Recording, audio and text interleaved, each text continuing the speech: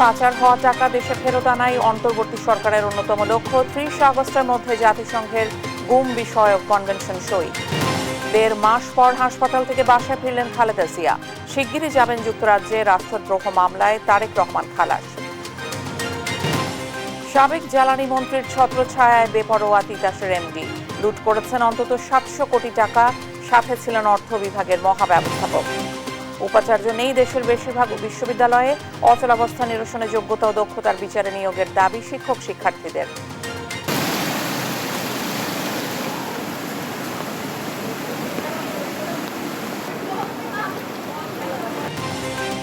এবং উজানের ঢলে মৌলভীবাজার, কুমিল্লা, ফেনী, ভোলা সহ অন্তত ৬ জেলায় ভয়াবহ বন্যা। জলাবদ্ধতায় ভোগান্তি চরমে। দেখছিলেন শিরোনাম সংবাদ সকালের সঙ্গে আছে আমি ইশিকা আজিজ। বিদেশে পাচার হওয়া টাকা দেশে ফেরত আনতে ব্রিটিশ সরকারের সহায়তা চেয়েছেন অন্তর্বর্তী সরকারের প্রধান উপদেষ্টা ডক্টর মোহাম্মদ ইউনূস। বুধবার বিকেলে যুক্তরাজ্যের হাই কমিশনার সারাহ কুক রাষ্ট্রীয় অতিথি ভবন যমুনায় সৌজন্য সাক্ষাতে এলে এ সহায়তা চান তিনি। এদিন প্রধান উপদেষ্টার সঙ্গে সৌজন্য সাক্ষাতে এসে সাম্প্রতিক গণহত্যা ও ধ্বংসের পর বাংলাদেশের অর্থনীতি পুনর্গঠনে বড় ধরনের আর্থিক সহযোগিতার আশ্বাস দেন জাপানের রাষ্ট্রদূত। বিস্তারিত শামীমা আক্তারের প্রতিবেদনে। বুধবার ব্রিটিশ হাইকমিশনার সারা কুকের সঙ্গে সাক্ষাৎ করেন অন্তর্বর্তী সরকারের প্রধান উপদেষ্টা ডক্টর ইউনূস। এ সময় সারা কুক জানান অন্তর্বর্তী সরকারকে সহায়তা করতে প্রস্তুত ব্রিটিশ সরকার। জবাবে ডক্টর ইউনূস দেশ থেকে পাচার হওয়া টাকা কিভাবে দেশে ফেরত আনা যায় সে বিষয়ে ব্রিটিশ সরকারের কাছে সহযোগিতা চান। জানেন ব্রিটেনে অনেকে বাংলাদেশি প্রাক্তন গভর্নমেন্টের অনেকে ওইখানে বাড়ি ঘর করেছেন, তো টাকাটা কিভাবে গেল এটা একটা বড় কোশ্চেন। সে বিষয়ে যায় যে মানিটা লন্ডার হয়েছে সেই মানিটা কিভাবে ফেরত নিয়ে আসা যায় সেই জন্য ব্রিটিশ হাই কমিশনের কাছে উনি সাপোর্ট চেয়েছেন। এর আগে ডক্টর ইউনূসের সঙ্গে সৌজন্য সাক্ষাৎ করেন জাপানের রাষ্ট্রদূত। এ সময় রাষ্ট্রদূত ছাত্র আন্দোলনে বাংলাদেশে যে হত্যাযজ্ঞ হয়েছে তাকে হিটলারের হত্যাযজ্ঞের সঙ্গে তুলনা করে দেশের অর্থনৈতিক পুনর্গঠনে আর্থিক সহায়তার আশ্বাস দেন। জাপানের যে রিকনস্ট্রাকশনের সাথে উনি বাংলাদেশের রিকনস্ট্রাকশনের তুলনা করেছেন এবং উনি মনে করেন প্রফেসর ইউনূসের নেতৃত্বে বাংলাদেশ আবার রিবিল্ড করবে, যে বাংলাদেশের সাথে তাদের ইকোনমিক কোঅপারেশন আরো স্ট্রেংথেন হবে। প্রেস সচিব জানান আগামী ৩০ আগস্ট আন্তর্জাতিক গুম দিবসের আগেই জাতিসংঘ ঘোষিত আন্তর্জাতিক গুম কনভেনশনে সই করবে বাংলাদেশ। ৩০ আগস্ট হচ্ছে ইন্টারন্যাশনাল ডিসঅ্যাপিয়ার্ড পিপল। ওই ৩০ আগস্টের আগে এটা সাইন হবে। একটা ডিসঅ্যাপিয়ারেন্সের উপর একটা কমিশন করার চিন্তা ভাবনা আছে। ক্যাবিনেটে এই আলাপটা উঠেছে এবং এটা নিয়ে জোর দাবি আছে। জানেন মায়ের ডাকের থেকে আমরা একটু ক্যাশফুল করতে পারি each and every case of disappeared people will be investigated, each and every one. দেশের কয়েক জেলায় দীর্ঘমেয়াদী বন্যার আশঙ্কা করা হচ্ছে। বন্যা মোকাবেলায় সরকারের সব ধরনের প্রস্তুতি রয়েছে বলেও জানান প্রেস সচিব। প্রিপারেশন আছে বন্যাকে ফেস করার। শামীমা আক্তার, দেশ টিভি, ঢাকা। ১.৫ মাসের চিকিৎসা শেষে গুলশানের বাসায় ফিরেছেন বিএনপি চেয়ারপারসন বেগম খালেদা জিয়া। তাঁর শারীরিক অবস্থা কিছুটা উন্নতি হওয়ায় মেডিকেল বোর্ডের সিদ্ধান্তে বাসায় নেওয়া হয় তাকে। ১২ থেকে ১৫ ঘন্টা বিমান যাত্রায় সক্ষম হলে উন্নত চিকিৎসার জন্য দেশের বাইরে নেওয়া হবে তাকে বলে জানান তাঁর চিকিৎসক ও বিএনপির স্থায়ী কমিটির সদস্য AZM জাহিদ হোসেন। আরও জানাচ্ছেন MA আজিম। স্লোগানে মুখরিত বিএনপি চেয়ারপারসন বেগম খালেদা জিয়ার গাড়িবহর। বুধবার সন্ধ্যায় রাজধানীর এভার কেয়ার হাসপাতালে চিকিৎসা শেষে বাসায় ফেরার পথে নেতাকর্মীদের এ ঢল। তাকে বহনকারী গাড়িটি গুলশানের বাসা ফিরুজায় পৌঁছালে অপেক্ষারত নেতাকর্মীরাও তাকে স্বাগত জানান। এ সময় তাকে দেখতে আসেন বিএনপির সিনিয়র নেতারাও। খালেদা জিয়ার চিকিৎসার বিষয়ে কথা বলেন তার ব্যক্তিগত চিকিৎসক ও বিএনপির স্থায়ী কমিটির সদস্য AZM জাহিদ হোসেন। বলেন কিছুটা সুস্থ এখন তিনি, তাই মেডিকেল বোর্ডের সিদ্ধান্ত অনুযায়ী বাসায় আনা হয়েছে বেগম জিয়াকে। আল্লাহ রাব্বুল আলামিনের কাছে লাখ লাখ শুকরিয়া। আলহামদুলিল্লাহ, দেশের মানুষের দোয়া এবং আপনাদের সবার দোয়া এবং সহমর্মিতার কারণে চিকিৎসকদের অক্লান্ত পরিশ্রম, স্বাস্থ্যকর্মীদের অর্থাৎ নার্স সহ অন্যান্য সকল স্টাফদের অক্লান্ত পরিশ্রমে উনি কিছুটা সুস্থ হয়েছেন। আরও সুস্থ হয়ে উঠলে এবং দীর্ঘ সময় বিমান যাত্রায় সক্ষম হলে দেশের বাইরে উন্নত চিকিৎসার জন্য নেওয়া হবে বেগম জিয়াকে বলেও জানান তিনি। যত দ্রুত সম্ভব, যখনই ওনাকে শারীরিকভাবে, ওনাকে যেহেতু দেশের বাইরে, আমরা আগেও বলেছি যে ইউনাইটেড কিংডম অর্থাৎ যুক্তরাষ্ট্র বা জার্মানির কথা আমরা বলেছি, সেখানে যেতে হলে বেশ লম্বা সময় ফ্লাই করতে হবে। সেই জন্য একটি শারীরিক সুস্থতার প্রয়োজন আছে। সেই জন্যই ওনার শারীরিক সুস্থতাকে এমন পর্যায়ে আনার চেষ্টা করা হচ্ছে। বেগম খালেদা জিয়া ছাত্র আন্দোলনে শহীদদের স্মরণ ও আহতদের দ্রুত সুস্থতা কামনা করেছেন বলেও জানান ডাক্তার জাহিদ। এম এ আজিম, দেশ টিভি, ঢাকা। নোয়াখালীতে রাষ্ট্রদ্রোহের এক মামলা থেকে অব্যাহতি পেলেন বিএনপির ভারপ্রাপ্ত চেয়ারম্যান তারেক রহমান। মঙ্গলবার নোয়াখালী অতিরিক্ত জেলা ও দায়রা জজ ১ নম্বর আদালতের বিচারক নোমান মহিউদ্দিন এ রায় দেন। জেলা জজ আদালতের ভারপ্রাপ্ত পিপি দেবব্রত চক্রবর্তী বিষয়টি নিশ্চিত করেন। জানান, মঙ্গলবার আদালতে হাজির হয়ে মামলা চালাতে অপারগতা প্রকাশ করেন ৪ জন সাক্ষী ও মামলার বাদী। পরে বিচারক মামলাটি খারিজ করে তারেক রহমানকে অব্যাহতি দেন। এর আগে ২০১৫ সালে আওয়ামী লীগ নেতা অ্যাডভোকেট ওমর ফারুক বাদী হয়ে চরজব্বর থানায় তারেক রহমানকে আসামি করে রাষ্ট্রদ্রোহ মামলা করেন। পরবর্তীতে এই মামলায় তারেক রহমানের বিরুদ্ধে গ্রেপ্তারি পরোয়ানা জারি হয়।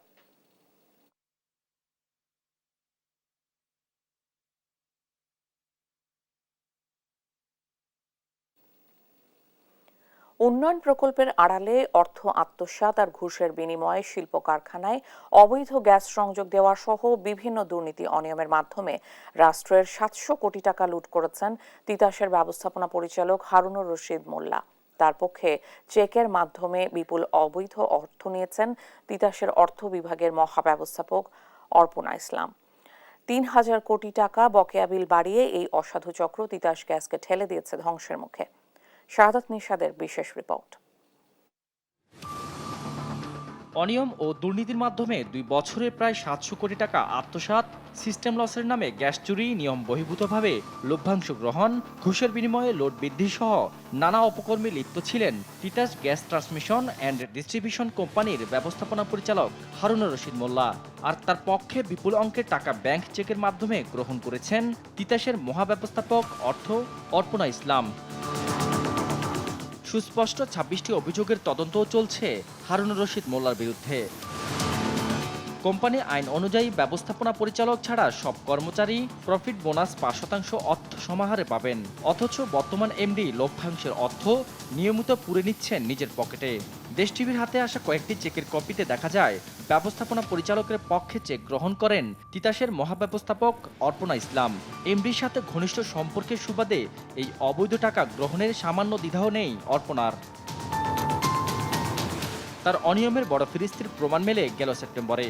গাজীপুরের সিলভার নিট কম্পোজিট টেক্সটাইল কোম্পানির নতুন গ্যাস সংযোগের আবেদন করেন সাবেক বিদ্যুৎ প্রতিমন্ত্রী বরাবর। প্রতিমন্ত্রীর কোনো সিল স্বাক্ষর না থাকলেও এই আবেদনের ওপর নির্দেশনা দিয়ে তিতাসের ব্যবস্থাপনা পরিচালক গাজীপুরের উপব্যবস্থাপনা পরিচালক গাজী সাইদুল হাসানের কাছে লিখেছেন মন্ত্রী মহোদয়ের অফিস হতে প্রেরিত আলাপ করবেন, আর এর মাধ্যমে গ্যাস সংযোগ পায় প্রতিষ্ঠানটি। এমন অভিযোগ পায় সাবেক প্রধানমন্ত্রী দপ্তর। অভিযোগের প্রেক্ষিতে জ্বালানি সচিবের কাছে পাঠানো হয় একটি চিঠি। চিঠিতে বিদ্যুৎ, জ্বালানি ও খনিজ সম্পদের মন্ত্রীর নাম ব্যবহার করে শিল্প প্রতিষ্ঠানে তিতাসের অবৈধ গ্যাস সংযোগ প্রদান সহ নানা অনিয়মের বিষয় তদন্ত করে বিধি মোতাবেক ব্যবস্থা নেওয়ার নির্দেশনা দেওয়া হয়। অভিযোগ খতিয়ে দেখতে বাংলাদেশ তেল, গ্যাস, খনিজ সম্পদ মন্ত্রণালয় ৩ সদস্যের তদন্ত কমিটি গঠন করে, কিন্তু এরপর আর এগোয়নি কিছুই। তিতাসের এমডির ক্ষমতার কাছে হার মানে তদন্ত কমিটি। সাবেক বিদ্যুৎ, জ্বালানি ও খনিজ সম্পদ প্রতিমন্ত্রী নসরুল হামিদ বিপু সহ ২৩ জনের কাছে লিখিত অভিযোগ দেওয়া হয় তিতাসের এমডি হারুনুর রশিদ মোল্লার বিরুদ্ধে, কিন্তু বিপুর ছত্রছায়া থেকে মোল্লা সবকিছু ধামাচাপা দেন। গ্যাস সংযোগ পেতে ৩ শতাধিক কোম্পানির আবেদন এখনও ঝুলে আছে, অথচ মোটা অঙ্কের বিনিময়ে বেছে বেছে সংযোগ দেওয়া হচ্ছে। আলী এন্টারপ্রাইজ নামে এক ঠিকাদারি কোম্পানির মালিক জিসান পাটোয়ারির মাধ্যমে এসব সংযোগ দিচ্ছেন হারুনুর রশিদ মোল্লা। তাদের দহরম মহরম সম্পর্ক চোখে পড়ার মতো। হারুন রশিদ মোল্লা এমডি হিসেবে যোগ দেওয়ার আগে তিতাসের বকেয়া বিলের পরিমাণ ছিল ৬,০০০ কোটি টাকা। এখন তা বেড়ে ৯,০০০ কোটি টাকা ছাড়িয়ে গেছে। বেসরকারি দুটি বিদ্যুৎ কেন্দ্রের কাছে ১,০০০ কোটি টাকার বেশি বকেয়া আদায়ের মামলার রায় হলেও তিনি কোনো ব্যবস্থা নিচ্ছেন না। আউটসোর্সিংয়ে একটি প্রতিষ্ঠানের মাধ্যমে জনবল দেওয়ার কথা থাকলেও এমডি নিজে জনবল সরবরাহ করছেন। ভিআইপি প্রোটোকলের নামে কোম্পানির পরিবহন পুলের একটি গাড়ি ব্যবহার করছেন হারুন রশিদ মোল্লার পরিবারের সদস্যরা। এত সব অভিযোগের প্রেক্ষিতে তিতাসের এমডির সাথে কথা বলতে গেলে জনসংযোগ কর্মকর্তার মাধ্যমে দেশ টিভিকে জানান তিনি জরুরি মিটিংয়ে ব্যস্ত, কথা বলার সময় নেই তার। সাদাত নিশাদ, দেশ টিভি, ঢাকা।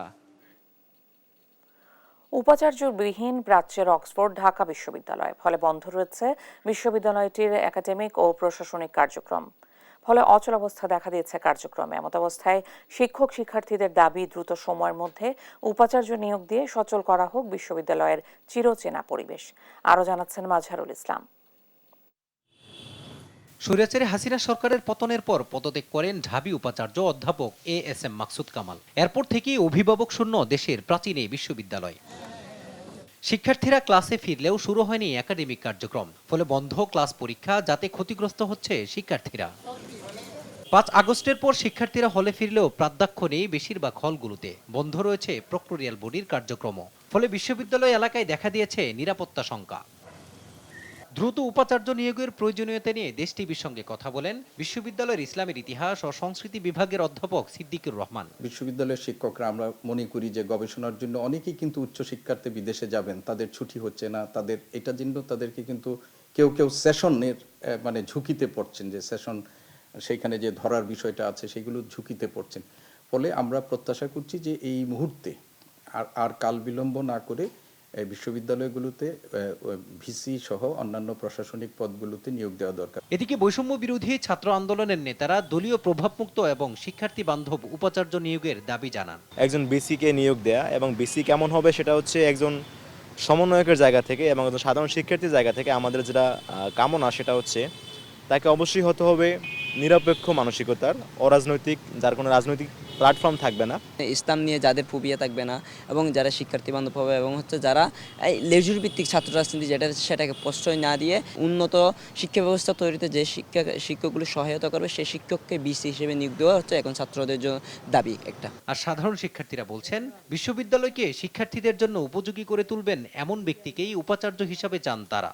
আমরা এমন ভিসিকে চাই যিনি কিনা আসলে শিক্ষার্থীদের কথা ভাববেন, শিক্ষার্থীদের এমন একটা দূরত্ব তৈরি হবে না যে উনি জানবেনই না যে শিক্ষার্থীদের দাবি দেওয়া কি। যিনি আসুক, আমাদের প্রকৃত অভিভাবক হিসেবে আসুক, ঢাকা বিশ্ববিদ্যালয়ের অভিভাবক হিসেবে আসুক।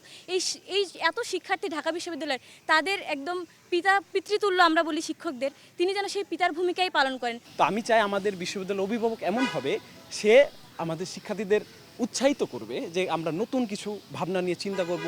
শুধু ঢাকা বিশ্ববিদ্যালয় নয়, দেশের বেশিরভাগ বিশ্ববিদ্যালয়গুলোতে নেই উপাচার্য। এমত অবস্থায় নিজেদের ভবিষ্যৎ নিয়ে উদ্বিগ্ন শিক্ষার্থীরা। মাজহারুল ইসলাম, দেশ টিভি, ঢাকা। প্রধান উপদেষ্টা ডক্টর মোহাম্মদ ইউনূসের নির্দেশনা অনুযায়ী বিশ্ববিদ্যালয় খুলে দেওয়া হলেও স্বাভাবিক হয়নি কার্যক্রম। কবে স্বাভাবিক হবে তা নিয়ে উদ্বেগে আছেন শিক্ষকরা। যোগ্য উপাচার্য নির্বাচন, লেজুর বৃত্তি, ছাত্র শিক্ষক রাজনীতি বন্ধ সহ নানা উদ্যোগ নেওয়ার পরামর্শ শিক্ষকদের। আরও জানাচ্ছেন এনআই নাহিদ। সব ধরনের শিক্ষা প্রতিষ্ঠান খুললেও বিভিন্ন সরকারি ও স্বায়ত্তশাসিত বিশ্ববিদ্যালয়ের উপাচার্য সহ প্রশাসনের শীর্ষ ব্যক্তিরা পদত্যাগ করায় বিশ্ববিদ্যালয়ের ক্লাস শুরু নিয়ে জটিলতা দেখা দিয়েছে। বৈষম্য বিরোধী ছাত্র আন্দোলনে যখন একের পর এক শিক্ষার্থীকে পুলিশ গ্রেফতার করছিল, তখন চট্টগ্রাম বিশ্ববিদ্যালয়ের যোগাযোগ ও সাংবাদিকতা বিভাগের শিক্ষক আর রাজি শিক্ষার্থীদের পাশে দাঁড়ান। জিম্মাদার হয়ে ছাড়িয়ে আনেন বিশ্ববিদ্যালয়ের অন্য বিভাগের শিক্ষার্থী মাসনুনকে। নির্দলীয়, নিরপেক্ষ, যোগ্যতা ও দক্ষতা সম্পন্ন শিক্ষককেই উপাচার্য হিসেবে নিয়োগে সরকারকেই অনুসন্ধান করা উচিত বলে মনে করেন ছাত্রবান্ধব এ শিক্ষক।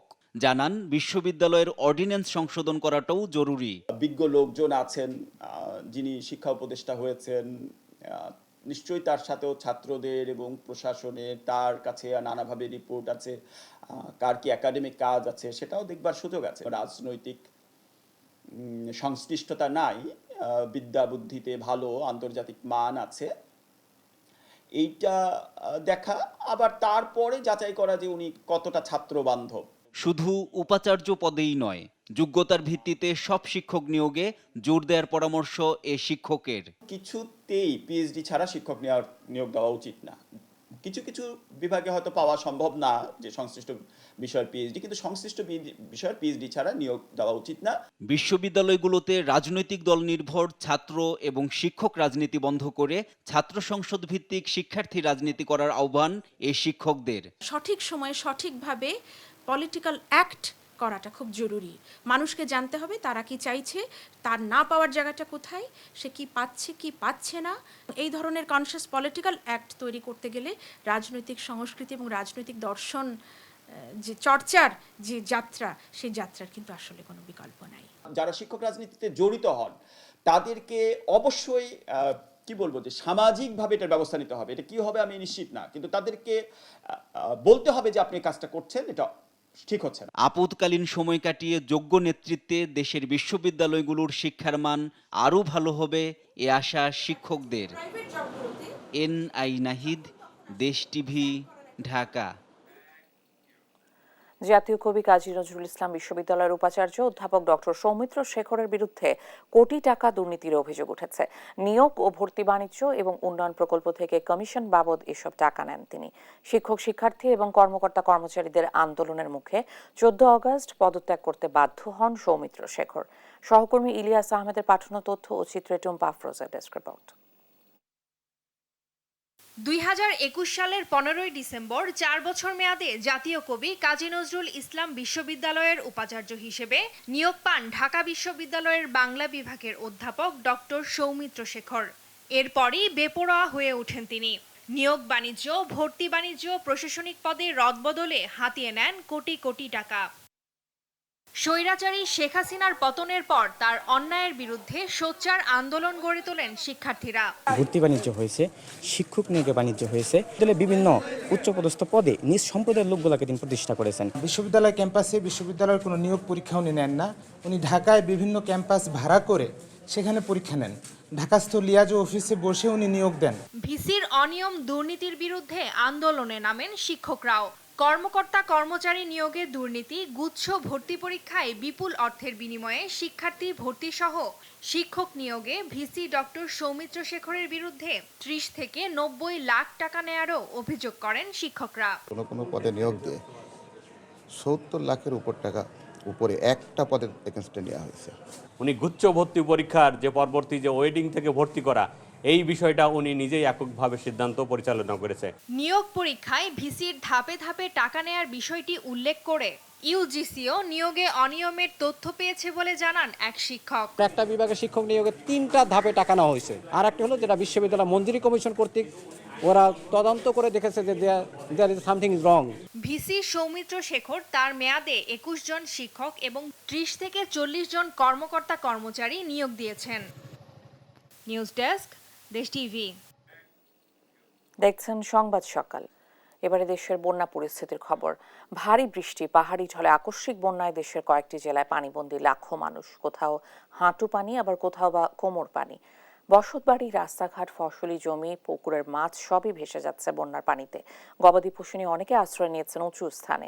বৃষ্টিপাত অব্যাহত থাকলে বন্যা পরিস্থিতির আরও অবনতি হওয়ার আশঙ্কা করছে বন্যা সতর্কীকরণ কেন্দ্র। সহকর্মীদের পাঠানো তথ্য ও চিত্রে সালমা জাহানের ডেস্ক রিপোর্ট। ভারী বৃষ্টি ও উজানের ঢলে দেশের বেশ কয়েকটি জেলায় আকস্মিক বন্যা, বাড়িঘরে হাঁটু পানি, ভোগান্তি চরমে। উজানের ঢলে ফেনীর মহুরী, কহুয়া ও সিলোনিয়া নদীর বন্যা নিয়ন্ত্রণ বাঁধের 17টি স্থানে ভাঙন দেখা দেয়। এতে হু হু করে পানি ঢুকছে লোকালয়ে। মির্জানগর, বক্স মাহমুদ, আনন্দপুর, মহামায়া, পাঠাননগর সহ 12 ইউনিয়নের প্রায় 150টি গ্রাম প্লাবিত। পানিবন্দী অন্তত 40,000 মানুষ।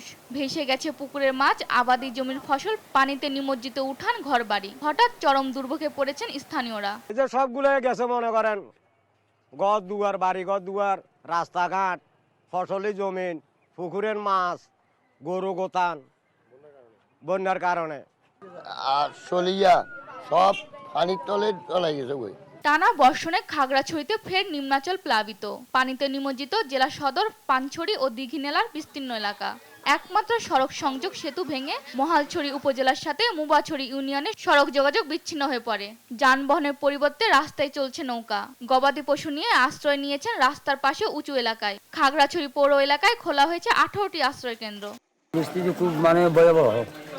আর আমরা সকাল দিকে পানি বাড়তেছে, এখনো বাড়িবার সম্ভাবনা বেশি।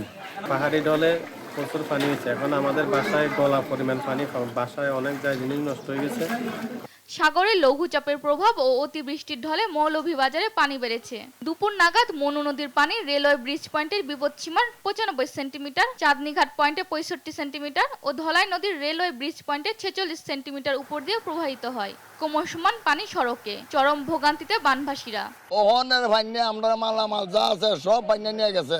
আমরা ঘর দুয়ার ডুবাই লিছে, বাচ্চা কাচ্চা লিয়ে রান্তা মারানা খাইতাম মারানা চুলা উলা ডুবাইল।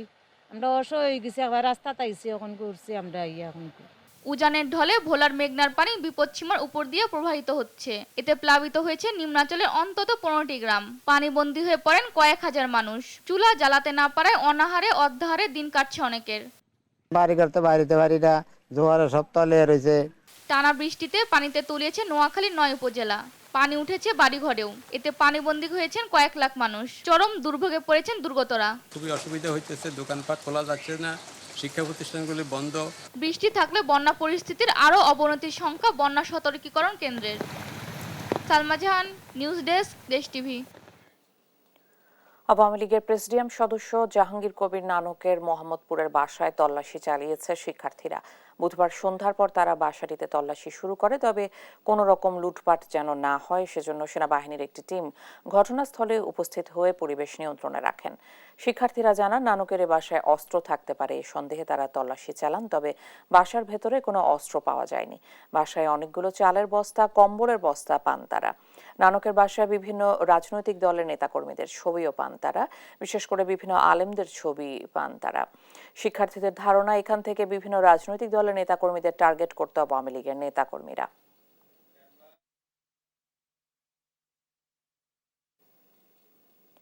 ঋণ দেওয়ার কথা বলে গ্রাহকের 10% টাকা অগ্রিম নিয়ে তা পরিশোধ করছেন না কথিত new standard finance and commerce MCS limited নামের আর্থিক প্রতিষ্ঠান। ভুক্তভোগীরা জানান, ঋণ দেওয়ার কথা বলে অগ্রিম টাকা নিত প্রতিষ্ঠানটি, তবে তা না দিয়ে পালানোর খবরে গ্রাহকরা বুধবার রাজধানীর বনানী শাখার কর্মকর্তাদের অবরুদ্ধ করে রাখেন।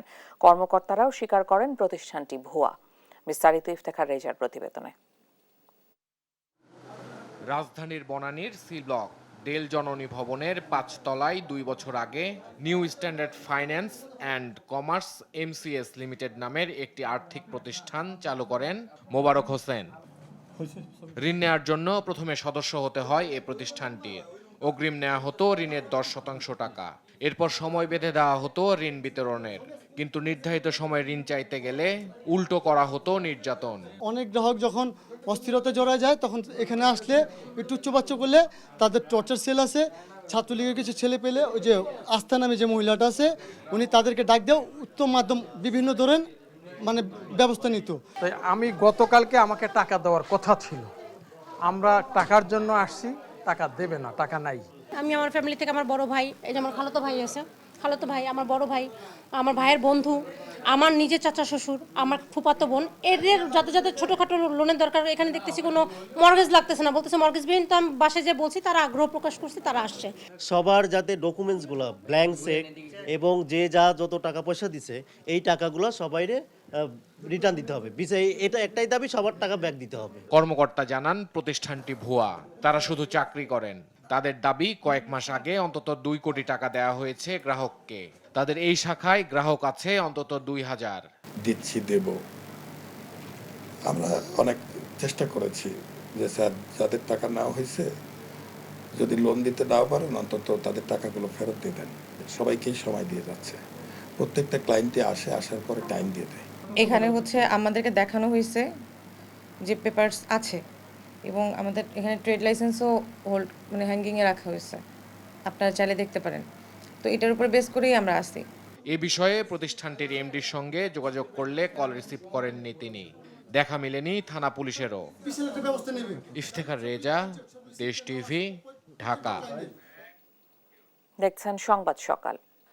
ক্ষমতার ছোঁয়ায় নামে বেনামে অবৈধ সম্পদের পাহাড় গড়ছেন ব্রাহ্মণবাড়িয়ার আখাউড়া পৌরসভার মেয়র তাকজিল খলিফা কাজল। টানা 3 বার নির্বাচিত হওয়ায় হয়ে ওঠেন বেপরোয়া। সাধারণ মানুষকে ভয়ভীতি দেখিয়ে গড়ে তোলেন ত্রাসের রাজত্ব। সহকর্মী মেহেদিনুর পরশের তথ্য ও চিত্রে সালমা জাহানের ডেস্ক রিপোর্ট। মেয়র পদ এ যেন আলাদিনের চেরাগ। 2012 সালে ব্রাহ্মণবাড়িয়ার আখাউড়া পৌরসভায় এ পদ পেয়ে যান তাকজিল খলিফা কাজল। ক্ষমতার কাছাকাছি এসেই শুরু করেন নানা অনিয়ম আর দুর্নীতির কর্মকাণ্ড। এরপর রাতের ভোটে আরও 2 বার মেয়র নির্বাচিত হন। এতে করে বেশ বেপরোয়া হয়ে ওঠেন কাজল। সাধারণ মানুষকে ভয়ভীতি দেখিয়ে তৈরি করেন ত্রাসের রাজত্ব, গড়ে তোলেন সম্পদের পাহাড়। আধা পাকা ঘর থেকে এখন তিনি বহুতল ভবন সহ অন্তত 15টি জায়গার মালিক। এর মধ্যে রাধানগর, ভবানীপুর, খড়মপুর, কালিকাপুর উপজেলায় রয়েছে প্রায় 2500 শতক জায়গা। রয়েছে বিভিন্ন ব্যবসায়ী প্রতিষ্ঠানও। এছাড়াও স্ত্রী ও তার নামে ঢাকায় রয়েছে বেশ কয়েকটি আলিশান ফ্ল্যাট। আখাউড়া পৌরসভাতে এমন কোনো এরিয়া নাই যেখানে ওনার এরকম 2-3টা বাড়ি নাই। এরকম একটা ত্রাসের রাজত্ব কায়েম করেছে। চেকপোস্টে সকল ব্যবসা উনি এককভাবে নিয়ন্ত্রণ করছে। কাউরে কোনো লোককে ব্যবসা করতে দিচ্ছে না। সব যে ব্যবসা করছে সবাই ওনাকে কমিশন দেওয়া লাগছে বড় অঙ্কের একটা। এবং ওনার যে আত্মীয় স্বজন ছিল, যেমন ওনার ভাতিজারা ছিল, ওনার চাচাতো ভাইরা ছিল, কড্ডা থেকে আইনা না তারা আখাউড়াতে চাঁদাবাজি করাইতো, টেন্ডারবাজি করাইতো। আমরা পানি লাইন পাই না, পানি বিল দিচ্ছে প্রতি বিলে আমরা 500 করে দিতে হয়েছে পানির বিল। এটা দিতে হয়েছে। তারপর ময়লা গাড়ি দেয় নাই, ময়লা গাড়ি বিল নিচ্ছে। মেয়র কাজলের দাপটে দীর্ঘদিন ধরে মানুষ অতিষ্ঠ। ভয়ে কেউ মুখ খোলার সাহস পায়নি। অবশেষে সরকার পতনের পর জনতার রসনালে পড়ে পরিবার সহ বিশাল রাজ্য ফেলে পালিয়ে যান তিনি। পলাতক এই মেয়রের তদন্তপূর্বক ব্যবস্থা নিতে অন্তর্বর্তীকালীন সরকারের প্রতি অনুরোধ জানান সচেতন নাগরিক কমিটি। আখাউড়ার জনগণ এই যে স্বৈরাচারী শেখ হাসিনা পতনের পর যে ধরনের একটা ক্ষোভের একটা বহিঃপ্রকাশ, তারই বহিঃপ্রকাশের এই ঘটনায় ওনার নিজস্ব ভবন টবন ভাঙচুর। আখাউড়া পৌরসভার পলাতক মেয়রের বিভিন্ন অনিয়মের বিরুদ্ধে তদন্ত করবে এবং তার অবৈধ সম্পদ কী পরিমাণ অর্জন করেছে এটি জাতির সামনে তুলে ধরবে। কাজলের মতো সমাজে ছড়িয়ে ছিটিয়ে থাকা দুর্নীতিবাজদের দৃষ্টান্তমূলক শাস্তির দাবি এখন সবার। নিউজ ডেস্ক, দেশ টিভি। বৈষম্য বিরোধী ছাত্র আন্দোলনে সন্ত্রাসীদের গুলিতে ফেনীতে নিহত হয়েছেন 7 জন। সে ঘটনায় ফেনীর সাবেক এমপি নিজামুদ্দিন হাজারী সহ 1623 জনকে আসামি করে ফেনী মডেল থানায় মামলা হয়েছে 5টি। পুলিশ বলছে ঘটনায় জড়িত প্রকৃত আসামিদের সিসিটিভির ভিডিও ফুটেজের মাধ্যমে চিহ্নিত করা হয়েছে। হত্যাকারীদের সর্বোচ্চ শাস্তির দাবি করেছে নিহতের পরিবারগুলো। ফেনী থেকে তোফায়েল আহমেদ নিলয়ের পাঠানো প্রতিবেদন, জানাচ্ছেন ফারজানা ইসলাম। ফেনী সরকারি কলেজের ডিগ্রি প্রথম বর্ষের শিক্ষার্থী সরওয়ার জাহান মাসুদ গত 4 আগস্ট সহপাঠীদের সাথে বৈষম্য বিরোধী ছাত্র আন্দোলনে যোগ দিয়েছিলেন ফেনীর মহিপালে। সেখানে ঘাতকদের গুলিতে প্রাণ হারান তিনি। সন্তানকে হারিয়ে ভেঙে পড়েছেন মা বাবা। বিচারের আশায় এখন দিন গুনছেন তারা। একই অবস্থা বিরাজ করছে অন্যান্য নিহতদের পরিবারেও। প্রকৃত আসামিদের সর্বোচ্চ শাস্তির দাবি করেছেন তারা। কে ঘুমাইতে পারেন না, কার ঘর নাই, আমার ছেলে শুধু ওগুলো নিয়ে ব্যস্ত। আমার ছেলেকে আমি পড়াশোনা করামো, সুস্থ তদন্ত করে খুনিদের ফাঁসি চাই। আমার ছেলে যেদিন আনা হয়েছে একে মাটি দেওয়ার জন্য, এরা অনেকগুলো লোক আসতেছে যে মাটি যত জলদি তাড়াতাড়ি করে মাটি দিয়ে যায়, উপরে রাখা যাবে না, মানুষজনকে বলা যাবে না। আমার 21 বছরের সন্তানের খুনের বিচার আমি চাই। এখন আমি চাই সুবিচার চাই, ভালো বিচার চাই, আদালতে চাই আমি সরকারের মাধ্যমে, সরকারে যা করব তাই। গত 4 আগস্ট ঢাকা চট্টগ্রাম মহাসড়কের ফেনীর মহিপাল এলাকায় অবস্থান নিয়ে বিক্ষোভ করছিল আন্দোলনকারীরা। অপরদিকে আওয়ামী লীগ ও তার সহযোগী সংগঠনের নেতাকর্মীরা মিছিল থেকে গুলি করতে করতে মহিপাল ফ্লাইওভারের দিকে এগোতে থাকে। সেখানে অবস্থানরত আন্দোলনকারীদের মধ্যে গুলিবিদ্ধ হয়ে ঘটনাস্থলে নিহত হন 3 শিক্ষার্থী সহ মোট 7 জন। এটা আসামিদের আপনার আইনের আওতায় আনা হোক এবং তাদের সুষ্ঠু বিচার করে। আওয়ামী সন্ত্রাসীরা অবৈধ অস্ত্রশস্ত্র নিয়ে আমাদের প্রশাসনের সামনে আমাদের ভাইদের উপর, আমাদের উপর যে ন্যাক্কারজনক হামলা করেছে, সেই হামলার খুব দ্রুতই আমরা বিচার দাবি করছি। যে এতজনের মায়ের বুক খালি করছে, এতজনের বিচার আপনি না নেবেন, আমরা বিচার চাই। এ ঘটনায় ফেনী মডেল থানায় দায়েরকৃত পৃথক 5 মামলায় পুলিশ তদন্ত শুরু করেছে। ঘটনায় জড়িত প্রকৃত আসামিদের সিসিটিভির ভিডিও ফুটেজের মাধ্যমে চিহ্নিত করা হয়েছে।